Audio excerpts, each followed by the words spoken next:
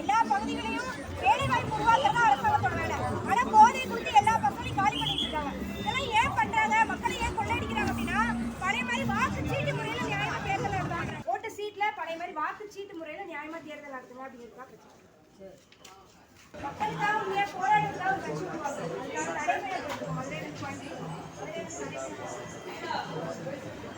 பழைய மாதிரி வாக்கு சீட்ல நியாயமா தேர்தல் நடத்துறோம் அப்படிங்கிறதுக்காக எலெக்ஷன் வந்து பழைய மாதிரி ஓட்டு சீட்ல நியாயமா தேர்தல் நடத்துறாங்க. ஓட்டு மிஷின்ல வந்து நிறைய தேர்தல் வந்து பழைய மாதிரி நியாயமா நடத்தணும். மிஷின்ல வந்து நம்ம கூட ஒரு இங்கே மாத்திர முடியும். தேர்தல் நியாயமா நடந்தா மக்கள் மதிப்பு இருக்கும். அதுக்காக ஒரு முயற்சி எடுக்கணும்.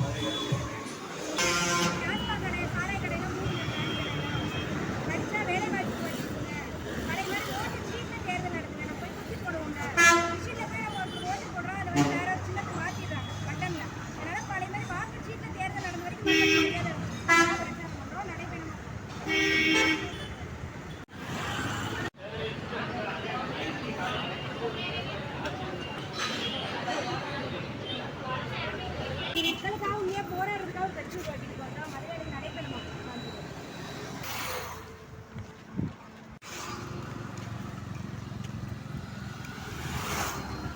10 மணிக்கு காலையில் கரூரில் வந்து பிரச்சாரத்தை தொடங்கணும். Karur bus stand area, Jawahar Bazaar area, அதுக்கப்புறம் வந்து உழவர் சந்தை ஏரியா, அதுக்கப்புறம் கோயம்புத்தூர் ரோடு, இங்கெல்லாம் வந்து மக்களை சந்தித்து பிரச்சாரம் பண்ணோம். மக்கள் வந்து நல்லா வரவேற்று கொடுத்தாங்க. ஏன்னா வந்து கரூர் வந்து ஒரு தொழில் நகரம், தொழில் வந்து காலியாகிட்டு இருக்கக்கூடிய ஒரு நகரம். அதனால் மக்கள் வந்து இதுக்கு வந்து நல்லா சப்போர்ட் கொடுத்தாங்க. கண்டிப்பாக ஏற்கனவே வந்து கட்சி கிடையாது, மக்களுக்காக போராடுறதுக்கு எந்த கட்சியும் இல்லை, புதுசாக நம்ம தான் உருவாக்கணும் அப்படிங்கிற கருத்து வந்து ஃபுல்லாக வந்து அங்கே வந்து ஸ்ட்ராங்காக வந்து மக்கள் வெளிப்படுத்துகிறாங்க. இப்போ வந்து கரூர்லேருந்து ஃபுல்லாக வெளியில் வந்துட்டோம். வெளியில் வந்து ஈரோடு நோக்கி போயிட்டு இருக்கோம். இன்றைக்கி வந்து புலம் சத்திரம் வரைக்கும் வந்துருக்கோம்.